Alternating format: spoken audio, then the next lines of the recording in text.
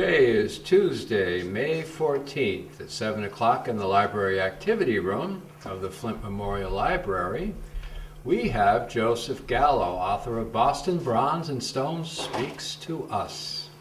Discussion of his book about the monuments located throughout the city. Tuesday, May 14th, Library Activity Room. Good evening. I'd like to welcome everybody to this program this evening. Give everybody a moment to sit down.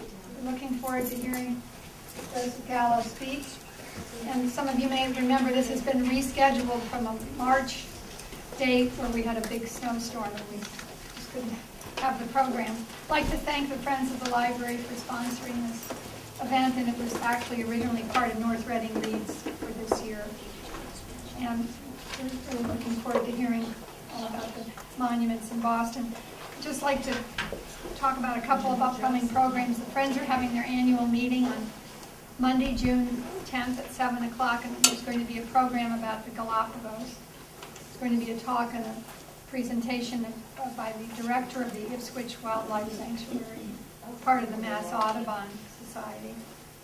And Tuesday, June 18th, there's going to be an evening with an author, Catherine Guar. I don't quite know how to pronounce her name, but she's going to be here at 7. And there's going to be special refreshments from a local woman named Janet Kroll, who's got a catering business called The Traveling Chef. So I think that will be an added incentive to come to the program too. So thank you very much. Thank you, everybody, for coming tonight. Thank you. Hello, I'm Joe Gallo, author of Boston Bronze and Stone Speak to Us. 6 years ago, I had no idea I was going to write a book. So, if anybody's ever thinking of a book or thinking that they can't write one, I think you can. First of all, I'm going to tell you why I wrote the book, how I wrote the book, and how the media came to really fall in love with the book. I wrote the book because I moved back to Boston on the waterfront, Lincoln Walk. And what I would do is I would walk along the wharfs. That's one of my little hobbies. I walk. And I was walking through Boston, the streets of Boston, and when my friend from Notre Dame, Lou Jordan, he's a professor there in the history department and medieval studies in Latin. He, we would go around and talk about the history, because now he's specializing in early American history, colonial history, and finding out what America was really made of. What was America? What made it so different? And why Boston is so special in the United States. You'll see in the book, or I'll repeatedly say in this talk, that Boston is America and America is Boston. Everything that you can imagine has started in Boston. And as far as religious freedoms and experimentation, capitalism, our first governments with the Commonwealth, if you know that word Commonwealth, it's in Massachusetts and a few other states, but not all the states, and I'll tell you what that means later. You have women's rights starting here, okay, not in New York, but in Boston. Everything starts in Boston. Economic development, inventions, medical discoveries like ether. And what happens is in this book, okay, there's so many monuments, and there's still more, but the monuments that are in Boston, I think, are speaking to us in many different ways. They speak to us about military heroes. They speak about politicians, school teachers, the first women's advocates for, let's say, the suffragettes, and not Susan B. Anthony, but let's say Lucy Stone, who influenced Susan B. Anthony. You have your first black regiments. You have the proclamation coming out in the Civil War of Emancipation. Again, that was the intellectuality for that started on Beacon Hill in a small African-American Baptist church and school, the Smith School for the blacks. So we have so many first here. And what the artists in Boston through 400 years are expressing this in sculpture, in bronze, and in stone. So this book I put together because I needed answers. And I'm a regular person, I'm not a scholar, and I wanted to find out. So like everybody else, they go to your library. And I went to Boston Public Library to find a good book. And these are the books that that were around, and they were published by Allen and Forbes, and they were subsidized by the State Street Bank. One of them is called Some Statues of Boston, and the other one's called The Other Statues of Boston. You laugh and you say, well, they're written by scholars. They're kind of not palatable. They're in black and white. If you look, you can come up and look at them. I hate to send them around because they'll fall apart, but they're, if you look at the monuments especially, this happens to be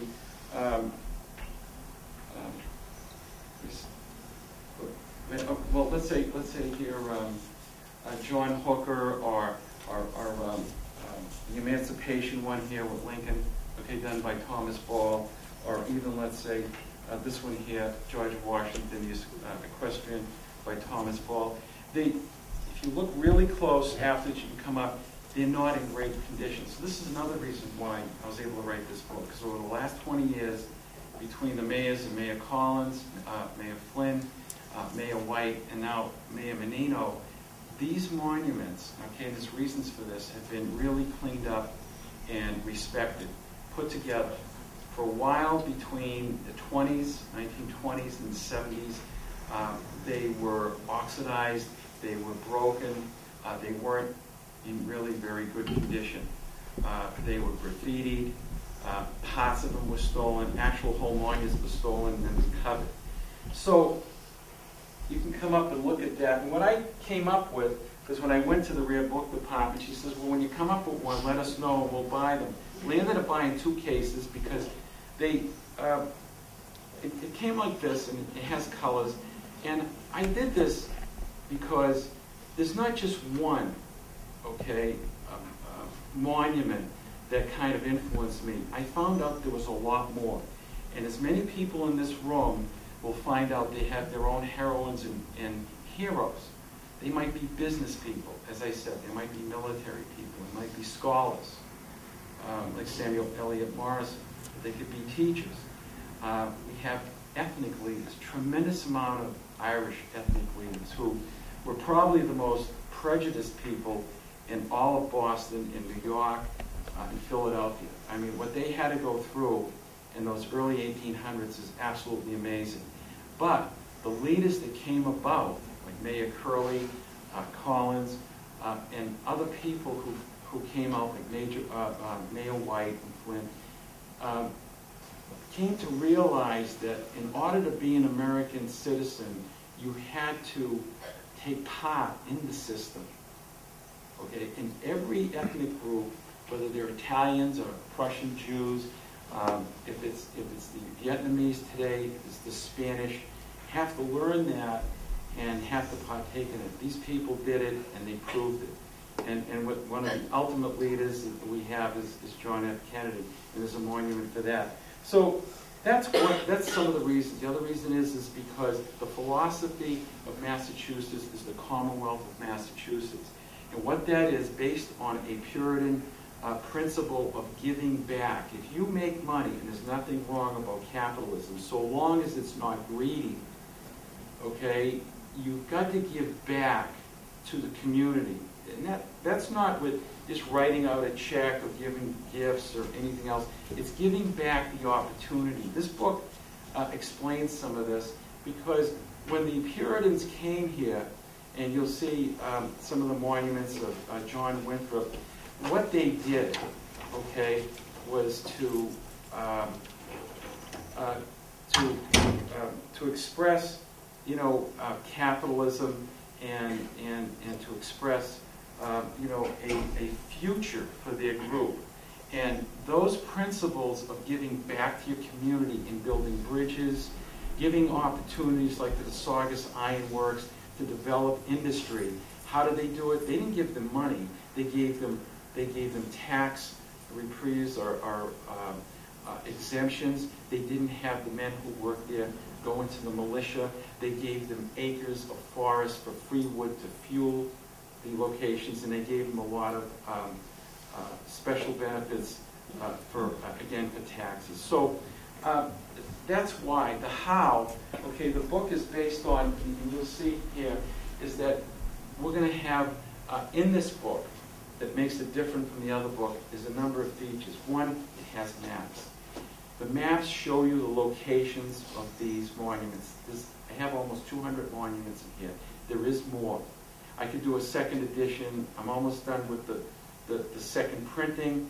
And what it is, local people are buying it. I thought it would be more of a tourist book, but it's mostly Bostonians and people in Massachusetts, other people in the country, but those are the people who are buying it. Because I think people, whether you're from Massachusetts or Boston, the suburbs, or from America, tens of thousands of people come to Boston, and they want to know where America started. Well, this is the place. They want to look at what is there. And what is there is the ideology, okay, whether it's in religious beliefs, economic beliefs, inventions, military first, business first, women's rights first, as we said, and the abolitionist movement. And so this is why the maps are so good. You can find out how many are in different locations, like 18 different neighborhoods. You can use this map, and you don't have to be overwhelmed by those hundreds of monuments. Each page has a small, interesting excerpt for each one of these monuments. Okay? So you don't get overwhelmed. They're footnoted, so if you want to continue and study, you can. If you want to treat this as a copy book, you can. It's multi-purpose. At the end, at the end of the book, I have a bibliography for further study. Some of them are very scholarly works, some of them are very, just biographies of some of these leaders. The other issue is that I have a list of index of scholars, of the sculptures, and an index of sculptors. So now you can see how many Thomas Ball did, how many sculptures he did, or Martin Milmore. How is Martin Milmore connected to Daniel Chester French, or Bella Pratt, or Auguste Saint-Gaudens, and where they came from? So I'm just going to, in the last thing, this last section, before we get into here, we're only taking a sampling of this, and I won't dwell on each one, but just to give, I'm trying to, as an educator, I'm trying to wow you to go into the city of Boston, respect the city. When people say the city is strong, there's 400 years of strength. You've got to know what that strength is. That strength is the ideological strength of liberty, the pursuit of happiness, and all our other rights that other peoples from other countries do not understand, are jealous, or are threatened by it. That's why they come to this city, okay, and do the things that they do, and not other cities. So this is the place to come, and you'll see why, how important this is. The last aspect is the media. The media grabbed onto this book. First it started with Joshua Resnick, who ran 6 papers, local papers like the Beacon Hill News and the Charleston News and the Revere North Shore, the North End News, the South End. He owned all these pictures because of one reason. He saw my book and he had a hero. His hero was a Marblehead general who became a general. His name was General John Glover, who later became a shoemaker, but he was also the first Marine and of the first Seabees. So, you have these people who relate to this. I've had other media people like Joel Brown from the Boston Globe, who liked a number of different people that influenced him, okay, in the media. I had Jordan Rich, who just on the Jordan Rich show, the radio show, had me there at night, which I'll never do again, because it's like 12 o'clock at night, we're drinking coffees, I think I had insomnia for 2 days, and they have all these people calling me, and he says, Joe, we're getting a lot of people calling in, we don't usually have this. And what it is people are really related to these stones and bronze because they represent either their culture, their religion, their ethnic background, whether, you know, whatever group that they are. And you're going to see the diversity, and that's what this front of this book is. You can judge the book by its cover. There's a tremendous amount of diversity here. That's what makes Boston so strong, and understanding and learning from all these other cultures and religions. And that's why Mayor Menino and the mayors before him are very special people. Okay, they're carrying the torch of freedom and liberty here in this town. One of the last, was very impressive, was Stella Gould, who literally is, and I don't think she's married because her child is the Chronicle. I don't know, has anybody ever seen the Chronicle? She really runs the Chronicle on TV. It's a TV. You'll see her name always at the end. She runs those guys. She runs these stories. She came up to me and she says, I would like to interview you. And I says, you know, okay. And I says, Joe, she says, I'm really impressed. I got your book. She says, I've been in town for so many years, and I can't believe how you put me in a state of wonder about these statues, because I've walked by them so many times and I don't understand them. And so what I did in this book, basically, I told her, is two things. Is have the artist understood, expressing how their feelings and what these people were about, these historical figures, men and women, and events. And I think she was just really excited. Okay, and she put me on there, and she kept playing this on, and I sold a lot of books that way, and she, you know, I was impressed that she was impressed because she's sort of really a townie. She goes all around New England, but she was just impressed with this. So let me just show you a sampling of a sampling. If we can just hit all those lights of the Boston Bronze and Stone. Here's the book.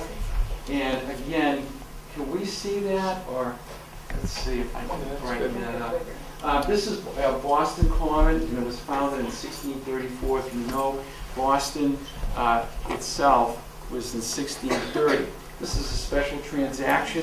This property that I'm going to show you, again, is the first public property in the United States. This land, especially to those Brahmins, which I'll refer to on Beacon Hill, is their front yard. They protect this. Like there is their front yard, but the only thing is now they've expanded it to America, not just in Massachusetts.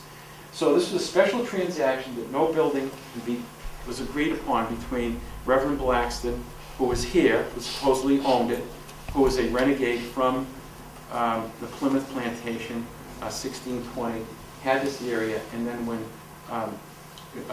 Governor Winthrop came, John Winthrop, they shook hands and said, we'll have this as a common pasture land.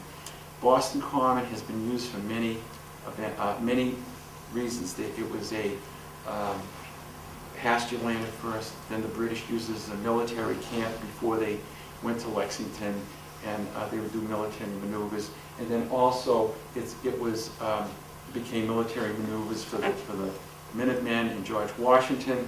And then after that, it became for public events. So it's been sort of an evolution. This is one of the features of the book. And what's really nice about it, there's about 16, 15 monuments. The stars, if you can see these, okay, represents a monument. Here's Tremont Street, if you can get this. Park Street, this is where Lucy Stone lived in Park 9, which is a restaurant. She had her office there. It was the first women's group in the United States who influenced Susan B. Anthony when she used to hear Lucy Stone. She was a Bostonian. She's the first, you'll see this monument. This is Beacon Street, and Beacon Hill's up here. So it overlooks here, and the State House is up here. So now, if you were to go with a church group, a religious group, an Irish group, an Italian group, Armenian group, you could go to these sections and enjoy yourself, then go for dinner, go to a play. I have some New York ladies who do this. They come here and they use the book as a guide. So we have a whole number out here. There's the Soldiers in Field in the center, just to orient you. So you can see, and in the stars are numbers. Those numbers refer to the pages in my book. This is one example. It's a beautiful monument done by Robert Krauss. His real name is Adolf Robert Krauss. Because he was a Prussian, they didn't want to put his name. This was, a lot of Americans didn't like Prussians at that time because they were mercenary troops in the Revolutionary War. And this is a very complicated one. We could spend a good hour or so on this. Most of these monuments in the United States, and particularly in Boston, were made in Europe, and then they were sent over. And if they weren't, like this one here, they were made here, but the person who did it was educated in Rome, Florence, or Paris, because we did not make things in America, okay, when it came to sculpture. So this is a beautiful sculpture. You see all kinds of, just spend a little time on this, and then the other ones we'll go through. A lot of symbolism. We have, this is Lady Liberty. Liberty was so important to the 1776, and prior to that, you'll see what the Boston Massacre, that Lady Liberty's always represented as a woman, and there's the chains, breaking of the chains of not their king. Okay, remember, these were British citizens, but they were upset. People don't realize, they think it was the king. The British citizens loved their king. It was the Parliament, because it got corrupt. And that's what we have to watch out for in America, because what we fought against was a corrupt English Parliament that was not representing us. You say, well, what do you mean? No, the taxation, we're represented. Yes, but we were not being represented back in Parliament, even though we were citizens. This is liberty. This is the freedom. This is the representation that people were dying for in the Revolution. So this embodies quite a bit. And up here are the 5 men, young men, who died at the Boston Massacre. So this is the Boston Massacre Monument. And you'll see the American eagle. Down here are all the symbols that liberty is trotting on, with the crown, parliamentary symbols, and the chains, of course, that we broke. These 5 people up here are important, right here, particularly to the Irish community, because this was pressed by Mayor Curley at that time, the first Irish mayor, wanted Robert Carr. Does anybody know why Robert Carr, out of the 5 men who were killed, was kind of important? Most people, who's at the top, is Crispus Attucks, the first black man, and he was the first one to be killed. Does anyone know why? Because this was a controversial thing, because there was a black representative at that time in the late 1800s who was in the State House and wanted to, again, show his heritage, like every other leader who comes into the White House or the Beacon Hill, to show their heritage so that their people can rally and become blended and melted into the American society. Well, this person here, Robert Carr, was the last person to die. And he told John Adams, who was appointed to represent those 5 soldiers who shot on those defenseless, not Americans, British citizens in the Boston Massacre. Okay, he told John Adams it was not the British. It was not their fault. Young kids and other people were throwing shells at them, ice crystals, rocks, and by mistake one of the guns went off.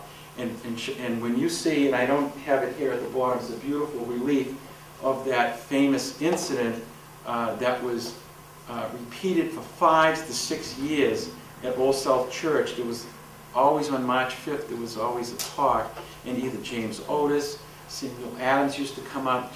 Joseph Warren, all these great speakers, you know, unlike myself, they would come up there and they would explain the history in this massacre, and they would get everybody all riled until finally we had the revolution in 1776. And what happened with Robert Carr, he spilled his guts and he told the truth, and John Adams won the case, showing that America was not a bunch of barbarians. They were a company, they were a country of laws and civilized men. He had a lot of guts, John Adams, to do this. And Robert Carr died telling the truth, and it was important to Michael Curley because this is one of his people. You're going to see this theme throughout Boston, continuously. Every religious group, women's group, you know, ethnic group. So we'll go through this. This is another great, right on, again, these are all on, there's only a few. They're on Boston Common. This is Marquis Lafayette, and he came over here around 22, 23. He was an incredible military person. He came from a family of 400 years of protecting the king. They were an elite group, okay, of military leaders. His father was killed, okay, by a British general, which he was trying to come back to avenge his father's death, which he never did. I think it was Burgoyne, I'm not too sure.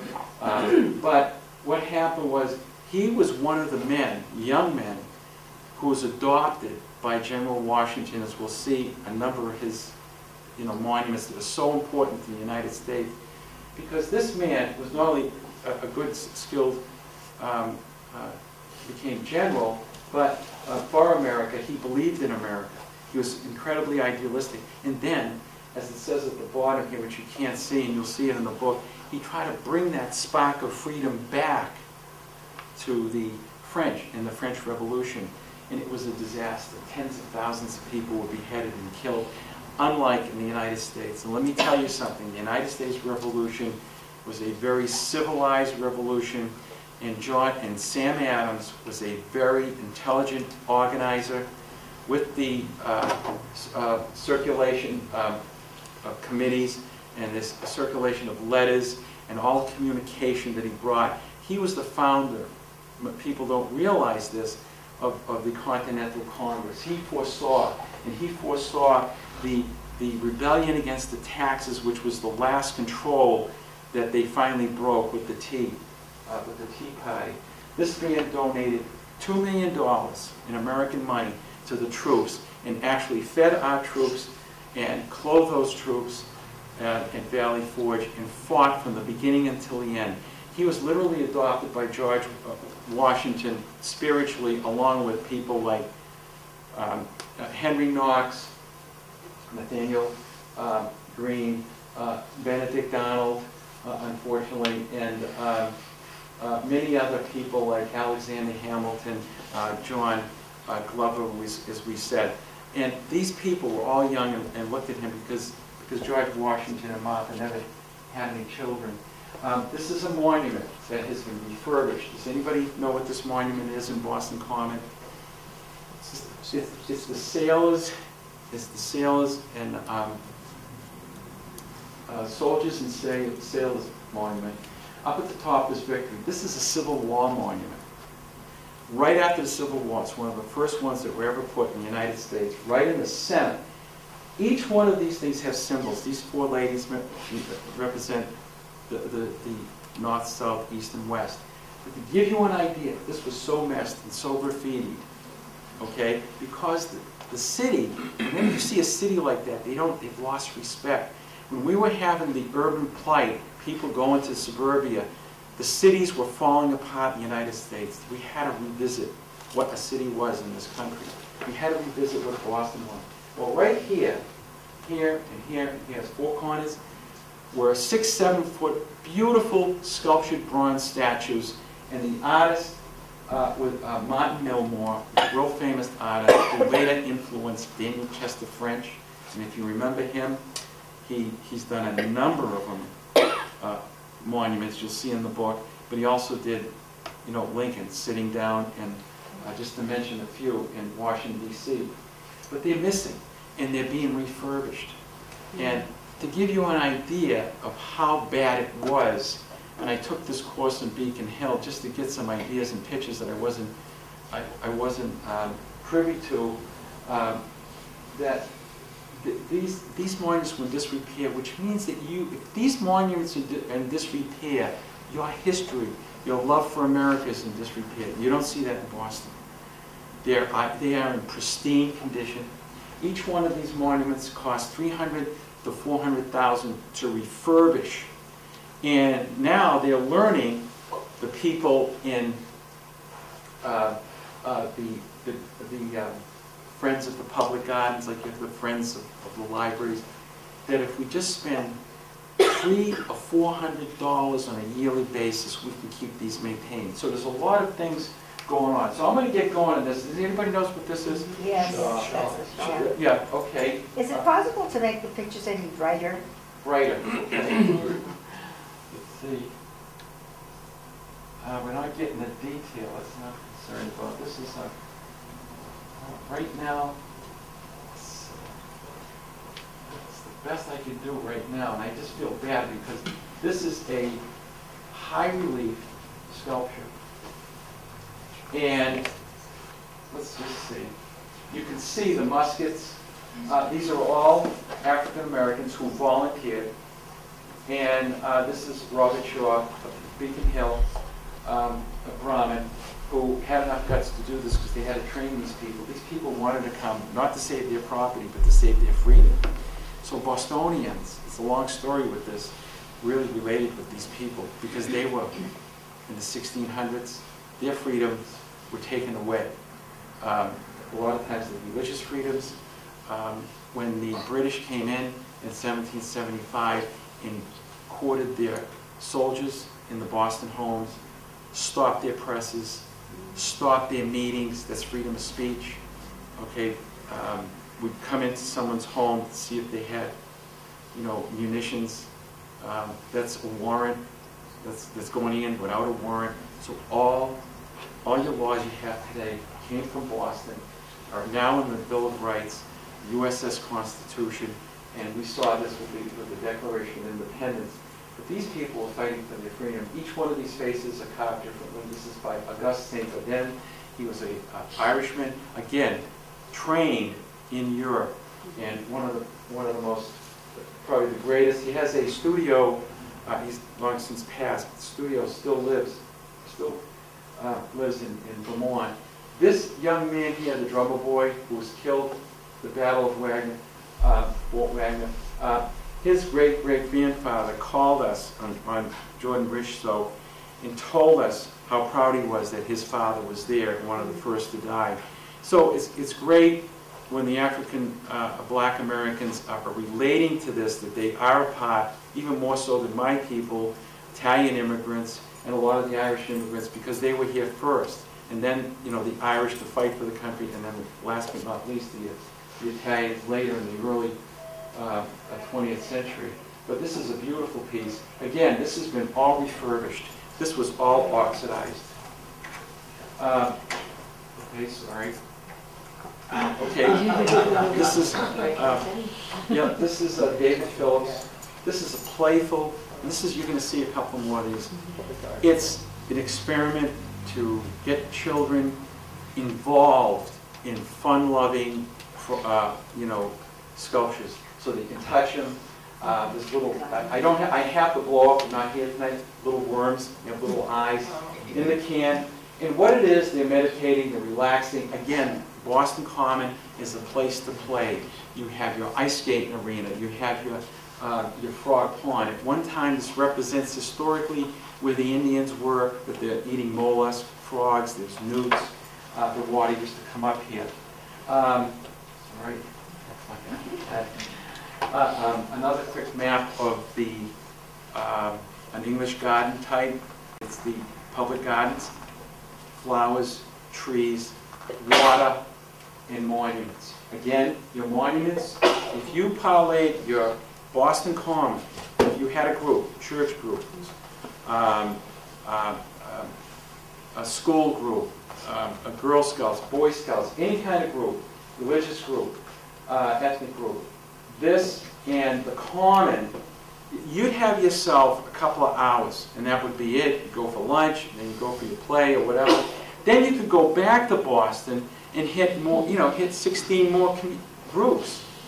So you have options. This is the famous George Washington equestrian by Thomas Ball. Thomas Ball, okay, again, Irishman, came from the Charlestown.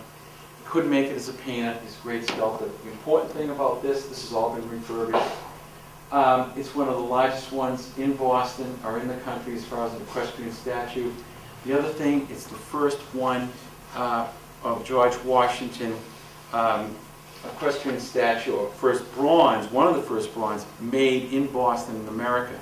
This is made in the late 1800s. You're going to see before 1850, things were still made in Europe and shipped here. Made in America is just starting, and that parallels our industry, okay, our exports, and that was so important. That's what we have to watch out for today, because if we lose that, we lose our sense of identity in creation. This is and I want to mention, this is a beautiful, complex ether monument, 1854. A dentist, Morgan, created this, and just in time for the Civil War to relieve pain from amputation and any other wounds. This is taken from the Bible, and this is the Samaritan, and if you look really close on the book, you'll see it. He has a mask with ether, relieving that person from pain. So you have granite, stone here, and at the bottom you have a working fountain. That's another thing that the Mayo Menino administration has. Fountains all over the place. I met him once, and he goes like this, "You love those fountains." He can't speak. I don't know. He has this speech. I don't know if it's his Italian dialect or what, but it's just amazing. And he's, "I love those fountains." And they have them all over the place, and they are beautiful. But this one works. And I'll get it right. This is a Daniel Chester French. It's one of the most beautiful. These are museum class monuments. You can go up and touch them. All bronze. And what does this symbolize? This was donated by Robert George White, a multimillionaire from Linfield, and he donated millions to the School of Pharmacy. Donated millions, literally millions and millions of dollars, to the Museum of Fine Arts. And to this day, there's a fund that actually, if you look closely in all your monuments, including the Paul Revere by Cyrus E. Dallin, okay, in the Prado and the North End, it was funded by this group to pay these artists. At the bottom, and I think this is a biblical statement, "Cast thy bread upon the waters, for thou shalt find it after many days." And basically what that means, in the Commonwealth of Massachusetts, it's the old Puritan idea that if you have money, you've got to give it back to your church. You've got to give it back to your community. And if you don't have that money, if you have the schooling, if you went to Harvard, which is, of course, the first college in the United States, you gave back. You didn't take advantage of people. If you're a politician, you're a fiduciary, you have a responsibility, and a fiduciary responsibility to protect your people, wherever they might be. Now, this one here is by, anybody know who this is by? Schon, Nancy Schon. I happened to meet her. She's like 87. She's incredibly sharp as a whip. She's making, I don't know if you know this, a new monument. These are all Mac, Quack, Stack, Mac. I don't know all their names. But what's important here is on Mother's Day, on May 11th, they have the McCloskey's reading of his book. And father's dressed up as the policeman, the mother's dressed up as the duck, and all the kids dress up in little ducklings, and there's thousands of them. And if you're lucky, okay, Mayor Menino's not reading McCloskey's work as you won't understand the word, because he talks literally with a potato in his mouth. One of the years that I went was the thespians giving it, and these kids were fantastic. They were from Emerson, and they gave a great talk. The purpose of this, and I explain this in the book, is for her to have kids interact and touch these monuments, get them involved with art, let them feel it. You see parents sitting on these, but it's for the kids. It's for the kids. This next one, okay, you probably saw it in the paper today. They put these costumes on again. These were put on when, just before they won, okay? And who did this? It's the Department of Public. And they did this with Paul Revere as well. I'm telling you, there's definitely a spirit and a thing. I just want to go on here. But this is Commonwealth Ave. Give you a quick, another map. 10 monuments, if you didn't know. Okay, can you see that? 10 monuments there. Again, General John Glover, Martin Milmore. This was done 6 years ago. This has been all refurbished. His sword is missing. I think his sword is replenished. So again, this is all oxidized. A great seaman, our first Marine. Incredible stories. This is what the media thought I got influenced with, and I did. This is what it influenced me and overwhelmed me passionately with death. Death of firemen. These are the everyday heroes. And Ted Closton and Peter White, thank me. They were constructing this. They constructed this. You sit here and you're overwhelmed by death with this black granite, beautiful granite with a story. You read the story, and there's 9 young men, and this blow up here is of an empty, fireman's suit, and it's just it's a void. It's death in itself. And why? Here's the Cafe Vendôme. It was in June 17th. I forgot the date, but when that was a hotel, this is a second French Empire building. It collapsed. It didn't collapse. After the fire was done, it collapsed when the firemen were cleaning up, which indicates the building inspector didn't inspect this correctly because some years ago, contractor cut out a certain beam and not reported. So now our building codes in Boston, in Massachusetts, and the rest of the United States are at a higher level in consciousness. Again, the first in Boston, because of this unfortunate incident.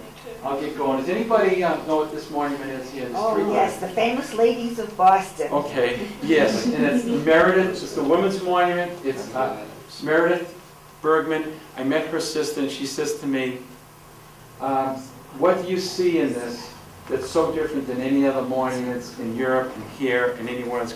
Just raise your hand if you see it. If you see anything different here. I'm surprised that the women are not picking it up because I did not pick this up. Integrated for one thing. Well, that's right. We have Phyllis Wheatley. She was named after the slave ship that she came on when she was 12. Phyllis, and Wheatley was from a Brahmin family that adopted her because they couldn't have any kids. She was literally a genius.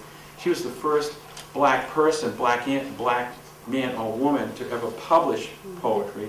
Not in this country because they wouldn't believe it in Cambridge and Harvard, so she got it published in London. And she was a genius. And John Paul Jones knew of her acquaintance. We get into that. This is Lucy Stone, the first woman to have retained her name in her middle name. The first record, as far as we know. Brilliant woman, a real fighter. She's kind of like ready to jump at you. This one here is contemplating. I have blow-ups. And of course, this is Abigail Adams, the mother of the 6th president and the husband of the 2nd, and an incredibly, strong, adamant Puritan. Puritan developed into Congregationalist, and then into Unitarian. So we have this really, and this speaking to us in each stone, they have their famous words. But what's the key thing? Anybody? I gave you enough time. They seem to be relating to each other. Okay, yes.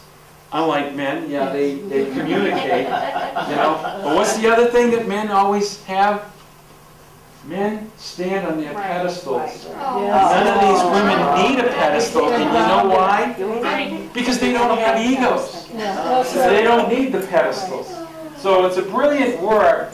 This is a map to show you, to impress you, to wow you, that if you wanted to see about another dozen beautiful monuments from Bullfinch and others of all our heroes right around Beacon Hill, outside. Then we have an inside. This is outside. This is by Isabella McLean, I thing. And they did this to a T. He's walking. Okay, he was 35. He's walking, and he's walking forward. This You have to meeting. find a way to get the state to open that gate so people can see that All right. monument. Okay. I'll tell you how I got in. My friend was from Notre Dame. They knew him. He was a scholar. They said, okay. But it shouldn't be like that. I had to go walk through the building, You're right. and they walked, and the guy even took pictures of us and everything else. But you're right. Okay, you're absolutely right.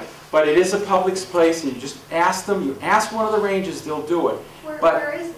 Yes. The State House, Oh, the State House, right in the front. House. left side. Yeah, right on the front, left entrance, okay, in between Cabot Lodge and Forest Man.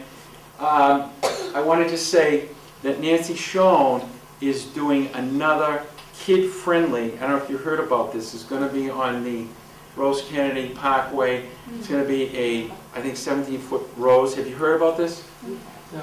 Yeah, you have? Yeah. And it's going to have 37 petals for this man here, it's for 37 years that he lived, and 7 petals for the 7 children. I don't think there'll be any thorns. We don't want to kill any kids or wound them, but the little leaves you can slide off of, and it's supposed to be interactive and a monument to Rose Kennedy. Anybody know who this was? This is a Cyrus Dallin, famous Anne Hutchins. Oh, Anne Hutchinson. Yes, she was a brilliant woman, had 14 kids, a midwife, a pharmacologist of today, really, and she was interrogated for, I believe, 8 hours straight, not allowed to drink or eat, not tortured, but just the 14 men from Cambridge, 7 lay people, leaders, including John Winthrop in 1634, and religious leaders.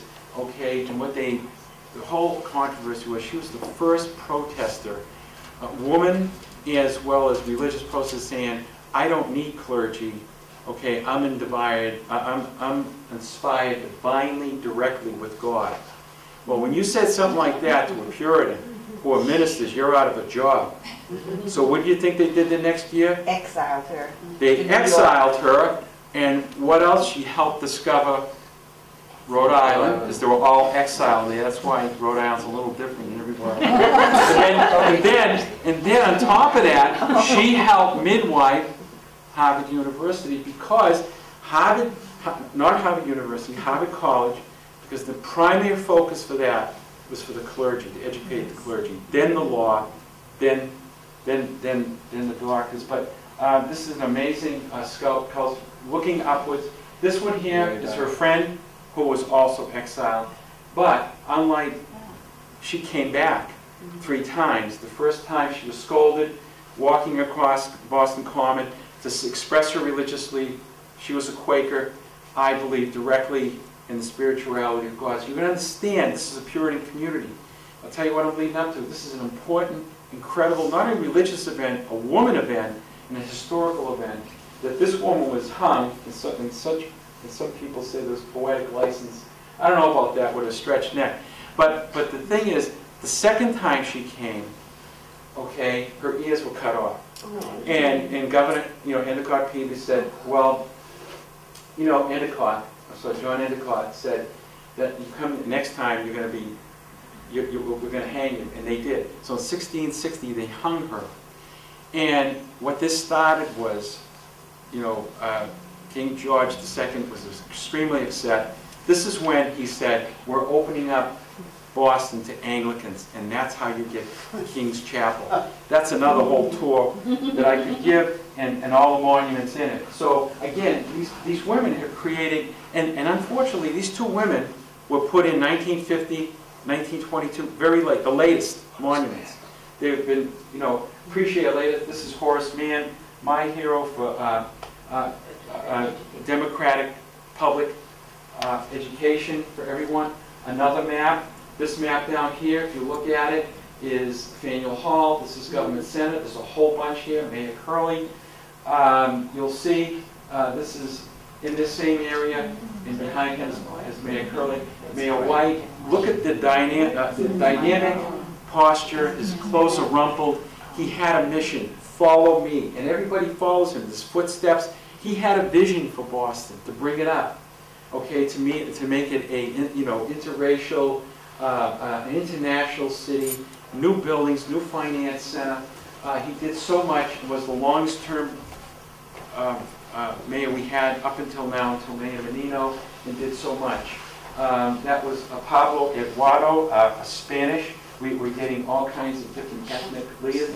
This is Sam Adams. Again, this is by Ann Whitney, a woman. Okay, at that time, this was so good, and she won it, all those men, and there was a lot of controversy. And this is what Boston's all about. It's your first women sculptors, and she's a genius. And this was a adamant position that he always had. He always has, usually in his hand, you'll see the painting in Museum of Fine Art. He has a roll of paper in one hand, and he, which is the charter, and he has the Bible. So the Massachusetts charter was always threatened to be taken away. But he was very adamant in his beliefs of the revolution. He was the powerhouse. Again, I told you before, he conceived of the Continental Congress. Mayor Curley, the beautiful thing with this, Lloyd Lilly did this, very contemporary, very secular, alive. Here's him, the mayor, and here's him, an Irish friend, okay, which he was put in jail for signing his, I think, tax papers or trying to get him a job, trying to help his friend who couldn't write. But again, you'll see more people be embraced by him. This is why this arm is here, and this bronze chair. So you see two versions of this man. This man, there's a whole piece in the book, up and down. He was mayor, senator, representative. He was incredible. The people loved him. And again, Red Auerbach, the winningest coach in any sport. And you'll see beside there some more. This one here was introduced, Bobby Orr. I don't know if you're old enough to remember this. I saw this action on TV. And the whole team was here to witness this inauguration with, I think it was 2 to 3 years ago when it first came out. And I still to this day still believe that that team was inspired and they came on to win the Bruins championship, the Stanley Cup. I don't know if they're going to do it this year, but it's just that you can see, this is by Harry Weber. I mean, look at the technology that you have, how balanced this is. It's only on one skate. His hockey stick is here. He's in total, it's just a dynamic piece. Another map, Copley Square, Loads in Copley. This is inside the, so you can see that, inside the old entrance of Boston Public Library. So these are public buildings you can go see. You can touch these. You won't get arrested. So this is Henry Vane, your second governor of Massachusetts. He was only 23. He was in the antimonian controversy. Ann Hutchinson was able to transform, influence him as well as other leaders, and that's why he was sent out of here with the Puritans. And very open-minded person. A monument, one of the many monuments done by Bob Shore, and you'll see this. Does anybody know who this lady is? Bobby Gill. Remember, she was dressed as a man. She was the first woman. They said women couldn't run, and she proved them wrong, and they still prove them wrong now. This is a Nancy Schoen, again, tortoise in the hair, related to the marathon, but on the kid level, right in Copley Place. Copley himself, the greatest artist, one of the greatest artists Americans had, portrait artist, and he owned large pieces of Beacon Hill. He would go to Europe as well as here and do all kinds of portraits. This is the only square in the United States named after an artist. This is the Fens and all the monuments around it. This is, you know who this is? This is Cy Young, putting right in the middle. He's a pitcher, greatest pitcher, one of the greatest pitchers that ever lived. He was on the Boston Americans that became the Boston Red Sox. This is where, okay, the first World Series, and he won. He won that World Series. It's right in the heart of the person who helped donate that, bought a case of books, because I think he was related to it. Young Cy was his name, so he bought a case of books like that. This is a Cyrus Dowling, same person who did the Paul Revere. And again, looking up, this is the appeal to the Great Spirit. He lived with the Indians. He came from Utah. He was at first a Mormon. He left the Mormon church, but then when he started working with the Moroni statue that you see on, like in Belmont, on every one of those temples of the Mormons. He created that and was totally inspired. This is an Indian chief, and this has just been redone. Another hero in Boston, Ted Williams, larger than life, and you can see the artist doing this. He was a role model, a leader, probably could have been even one of the best, the greatest baseball player, but in 3 years he was a Marine, helicopter pilot, went back, I was shocked, to Korea in his best years, and he was doing great before and after, but all those years that he missed, and he was still great, but he's a great leader for baseball. That's right near Fenway on Van Ness Street or Yawkey Way. This is downtown Boston. Again, this is an Irish monument, very important. Flatley, who was Irish, a millionaire, and his foundation still feeds the hungry. He was concerned about the Irish famine. This is a before family that was starving, just threadbare with clothes. And this is looking back, the mother, looking back at that past, symbolically, right next to it, in the strong, again, pyramid, building of a sculpture, of a strength, looking back, much better condition, clothed properly, and a sense of intelligence, education. They're in America now, so they moved from that.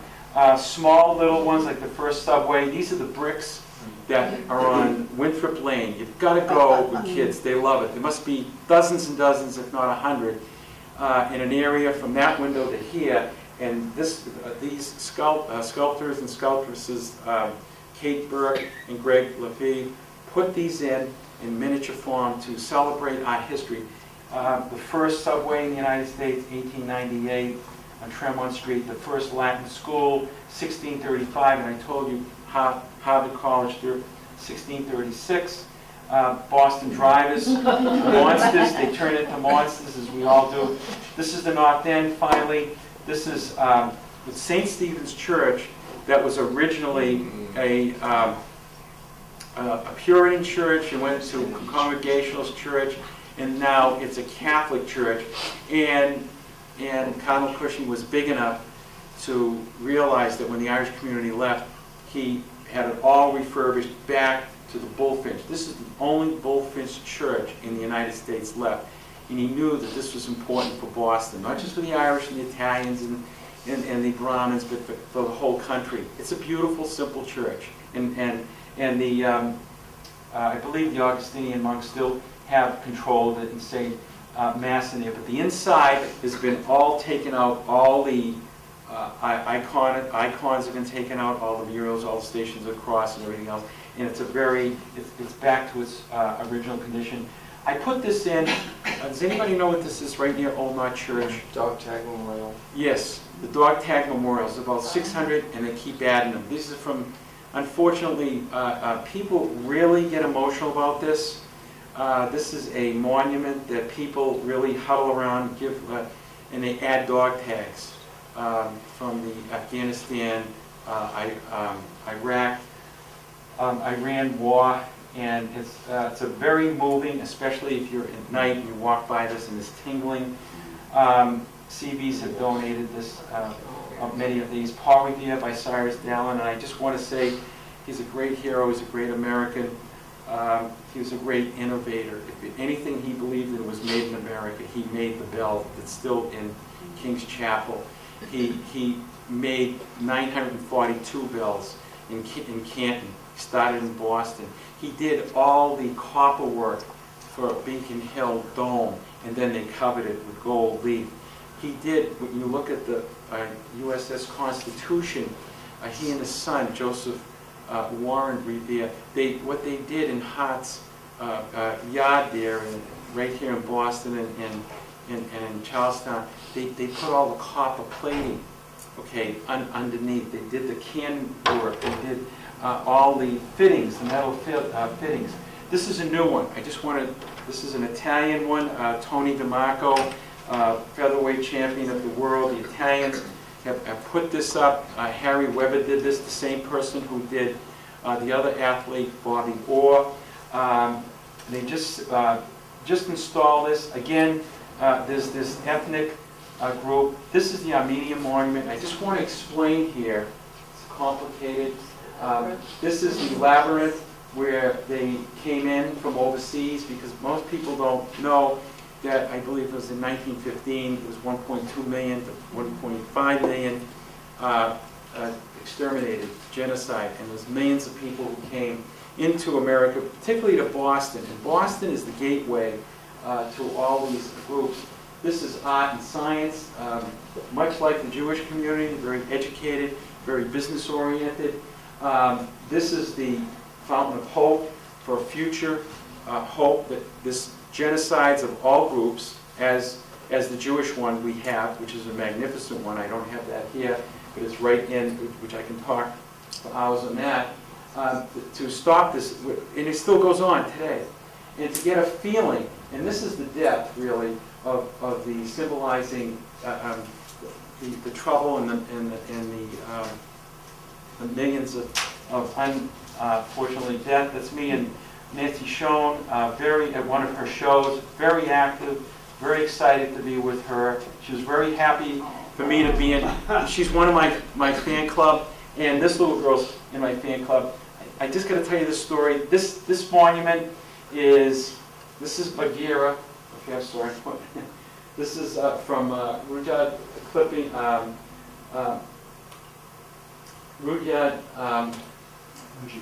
Yes, Rudyard Kipling. Book, The Jungle Book. I'm talking too fast. And here he is.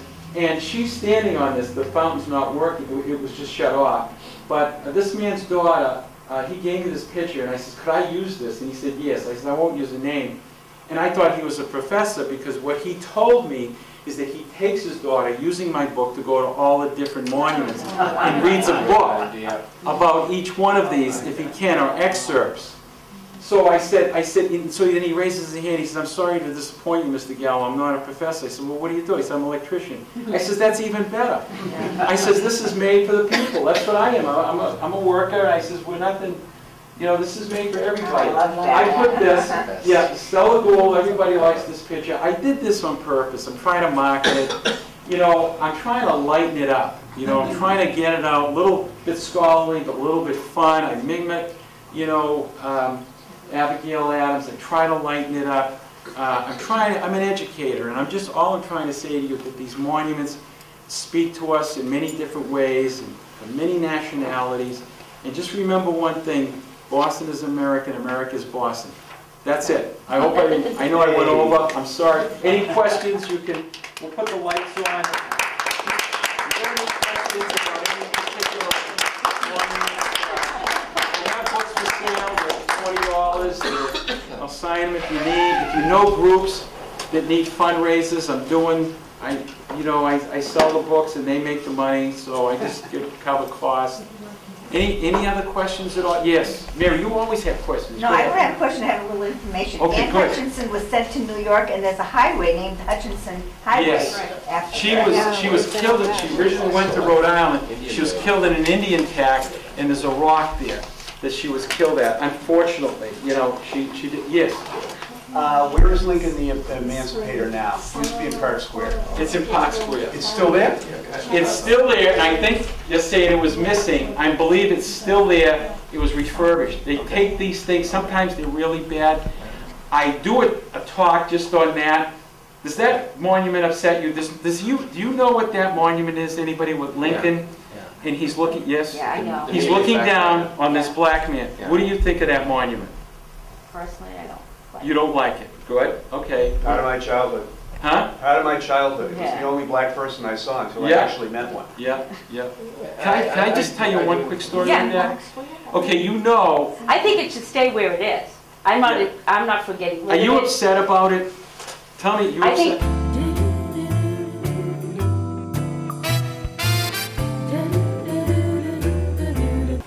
He has a chain. He's chained, and he's built. He's strong. He's working. Okay, he's like a horse or an oxen, and he's looking up. His name is Alexander Archer. He was a real person. He was the last of the black people who escaped on the Underground Railroad in Boston.